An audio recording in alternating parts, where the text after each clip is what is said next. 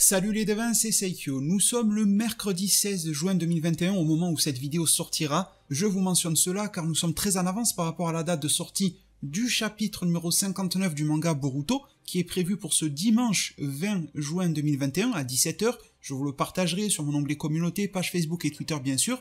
C'est très facile de m'y trouver sur YouTube, l'onglet communauté vous savez déjà, et sur les réseaux @SeikyoDevin. Mais aujourd'hui, 4 jours en avance, nous avons déjà le résumé complet de ce qui se passe à l'intérieur de ce chapitre. Comme chaque mois, on va remercier infiniment Organic Dinosaur de nous transmettre ces informations-là. Je vous les ai traduites moi-même en français, et d'ailleurs faites très attention, parce qu'il y a masse de mauvaises traductions qui tournent sur internet et qui vous donnent de mauvaises informations. Donc n'hésitez pas à mettre un maximum de pouces bleus, à partager, à propager cette vidéo-là pour que la bonne information circule, parce que j'ai vu beaucoup de choses qui étaient erronées, parce que le propos en anglais est un petit peu difficile à capter, et du coup il y a des traductions en français qui ont été mal faites. En tout cas, sans plus tarder, je suis là pour vous informer aujourd'hui, j'espère que le chapitre va vous plaire, je vous le dis directement, je trouve que ça bouge beaucoup plus que dans les deux précédents, vous me direz à l'issue de cette vidéo si vous pensez la même chose que moi ou non. Alors le titre du chapitre sera Chevalier, Chevalier au pluriel.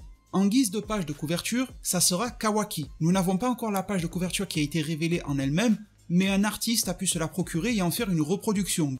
Donc en théorie, la page de couverture devrait ressembler à cela. Dans le chapitre numéro 59 de Boruto, il n'y aura aucune scène Boruto, Sarada, Mitsuki, Naruto, ni même Sasuke comme on a pu la voir dans le précédent chapitre avec la petite bataille des jeunes et tout ça. Il n'y en aura pas. Si vous attendiez du Sasuke, il n'y en aura pas non plus. D'ailleurs, j'ai une vidéo sur lui qui arrive, j'espère que vous serez là pour la visionner. Enfin bon, poursuivons sur le chapitre 59. Il y a un flashback dans le chapitre qui va nous montrer l'enfance de Code et de Kawaki. Enfin, la poursuivre plutôt, car nous la connaissions déjà.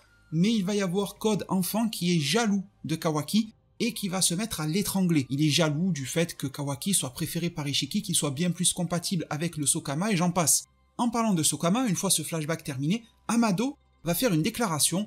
Il pense, il n'en est pas forcément sûr à 100%, mais il pense, d'après ses capacités scientifiques bien sûr, que Code pourrait recevoir un nouveau Sokama avec succès. Cette phrase de Amado fait donc écho au plan de Kawaki, qui demandait à Boruto de poser son Sokama, celui de Momoshiki, sur Code pour pouvoir s'en débarrasser.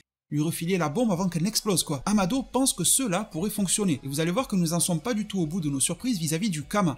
Toujours sur le plan des déclarations d'Amado, ce dernier pense que Naruto finirait par perdre et par mourir si un combat 1 contre 1 devait avoir lieu entre Naruto et Code aujourd'hui et maintenant. Alors Amado ne précise pas s'il pense à Code avec la levée des limitations de pouvoir, vous savez qu'il y a une sorte de saut, quelque chose comme ça, qui empêche Code de pouvoir déployer toute sa puissance, ou est-ce que Amado pense à un Code qui serait full power, ça n'est pas précisé. En tout cas ça en dit long sur ce que peut faire Code au combat. Amado en remet une couche par rapport à quelque chose qu'il a déjà fait dans de précédents chapitres, le fait que Kawaki est frustré, que même s'il prétend être libéré du fait de ne plus avoir l'enveloppe et l'ombre de Ishiki qui plane autour de lui et cette réécriture du Kama, eh bien que Kawaki a toujours un désir profond qui le ronge d'avoir plus de pouvoir. C'est dans son subconscient et donc inconsciemment, il désire à nouveau un Sokama. En tout cas, c'est ce que Amado en conclut et nous avions vu en fin de chapitre précédent que quand même ça le titillait pas mal à Kawaki. Du côté de Code et de Hada, Code confirme que Kawaki n'est pas sur sa liste d'assassinats. Il ne veut pas réellement le tuer malgré les antécédents du passé, ce n'est pas sa cible, ce n'est pas sa priorité ni son objectif.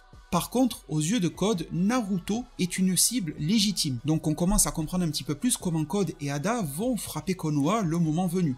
De son côté, Hada, vous savez qu'elle recherche désespérément l'amour, le vrai, le véritable. Elle dit que son implication dans les histoires de Code, vous savez que désormais ils sont alliés, Code et Hada, eh bien elle dit que son implication doit se faire discrète, presque secrète, car sinon cela finirait par énerver Kawaki s'il venait à apprendre que Hada était impliquée dans des actions qui allaient à son encontre ou qui allaient à l'encontre de Naruto ou de Konoha. La cyborg Hada révèle qu'elle ne peut se battre qu'avec du taijutsu basique. Donc c'est un petit peu contradictoire de ce qu'on nous avait dit. On nous avait dit qu'elle surpassait Jigen, c'est un petit peu étrange. Et en tout cas, en matière d'implication, comme elle le dit, elle veut se faire discrète. Et en tant que telle, elle sera les yeux et les oreilles pour Code, tandis que lui sera un petit peu son chevalier. Elle le qualifie de chevalier. Est-ce que c'est son pouvoir, vous savez, d'attraction, de pouvoir voler les cœurs, etc. Est-ce qu'elle en joue? Est-ce qu'elle en joue naturellement? Est-ce qu'elle en joue inconsciemment? En tout cas, elle brosse Code un petit peu dans le sens du poil pour que celui-ci agisse au front et qu'elle soit plutôt en backup et qu'elle soit plutôt une sorte de soutien pour Code. Du côté de Kawaki, Ce dernier a une sorte de crise de cauchemar qui va s'emballer au-delà du cauchemar, qui va réellement affecter au sens violence dans le monde réel. Il va péter les plombs, ses pouvoirs vont déborder en fait, il va pas pouvoir les contrôler, mais Shikadai va arriver à lui remettre les pieds sur terre. Amado va en tirer quelques conclusions et il va dire que les pouvoirs de Ishiki, car en effet Kawaki est réécrit à 80% génétiquement en tant que Otsutsuki, il nous dit que les pouvoirs de Ishiki sont toujours latents à l'intérieur de Kawaki, ils sont toujours présents. Il suffit de la moindre opportunité pour que Kawaki puisse les utiliser. Toujours d'après Amado, il suffirait de la moindre opportunité, de la moindre faille par exemple, pour que Kawaki puisse les utiliser. Et ça peut également ressurgir de manière non voulue, comme on l'a vu avec cette espèce de crise de la part de Kawaki. Alors Amado va faire une proposition, celle de reconstruire un nouveau Sokama pour Kawaki. Une sorte de Sokama, et d'ailleurs petite dédicace à mon ami Jofonce qui l'avait prédit lors de ses lives lorsque je l'avais rejoint sur sa chaîne YouTube. Amado se propose de construire un nouveau Sokama pour Kawaki. Il se pourrait alors que le Sokama de Kawaki adulte soit celui créé par Amado, mais bon, d'ici là, beaucoup de choses vont évoluer avec l'ellipse, etc. Vous le savez bien sûr. De son côté, le personnage de Sumire est toujours dans les parages, et elle est très sceptique et très inquiète par rapport à tout ce qui se passe ici, par rapport à cette proposition presque indécente de Amado. On vient de se débarrasser du Sokama et Amado lui en propose un nouveau. Quels sont les tenants et aboutissants de ce Sokama? Que va-t-il contenir ou ne pas contenir? Pourrait-il être une rampe de lancement pour la réécriture d'un nouvel Otsutsuki pour que Amado se réincarne? Bref, tout cela sent un petit peu mauvais. Cela pourrait desservir Konoha et servir certains plans cachés de Amado. Sumire ne le sent pas très bien. D'ailleurs, Sumire va le dire directement et ouvertement. Elle trouve que les paroles, les propositions et les actions de Amado sont très suspectes et qu'elle ne tendent pas réellement vers la prise en considération du bien-être et de la santé de Kawaki. Ce à quoi Amado va sauvagement répondre à Sumire qu'elle est une idiote. Le chapitre est déjà bien conséquent, vous l'avez remarqué, mais il y a encore une autre grosse phase à l'intérieur de celui-ci, la révélation d'un nouvel ennemi. Ce nouvel ennemi s'appelle Daemon. Daemon, vous le prononcez comme vous le souhaitez, ça s'écrit D-A-E-M-O-N, et ce fameux Daemon n'est autre que le petit frère biologique de Ada. Elle le considère d'ailleurs comme son second chevalier, après Code. Un petit peu à l'instar de C17 et C18 dans l'œuvre Dragon Ball qui sortaient de leurs incubateurs respectifs et qui sont frères et sœurs de base, le frère Daemon va également être relâché de son propre incubateur, et un petit peu à l'instar de Ada qui se foutait de la gueule de Code lorsqu'elle est sortie de son propre incubateur, le petit frère va se mettre à chevaucher Code, un petit peu comme s'il était un cheval, ce qui va donner une scène humoristique. Mais pour devenir plus sérieux, ce Daemon est également un cyborg, il a aussi été modifié, très probablement par Amado, ça n'est pas précisé, mais bon, ça semble purement logique. Ce que l'on apprend, c'est que ses habilités de combat sont à prendre extrêmement au sérieux, étant donné que son niveau de combat s'intensifie sur la base des intentions meurtrières de son opposant. En quelque sorte, les habilités de Daemon reflètent à quel point son ennemi au combat a décidé de le tuer. Alors on ne sait pas si cette technique, si cette habilité a une limitation, mais de ce point de vue-là, ça ressemble un petit peu à la colère de Hulk. Plus il est énervé, plus il va être bon au combat, et ce, sans qu'il n'y ait réellement de limitation. Ça pourrait être également le cas de Daemon, sauf que le critère ne serait pas la colère, mais le désir de son adversaire de vouloir le tuer. Ça peut être à double tranchant, parce qu'il y a des personnages comme Naruto qui n'aiment pas trop tuer, tandis que d'autres, comme Kawaki, ne s'en privent absolument pas.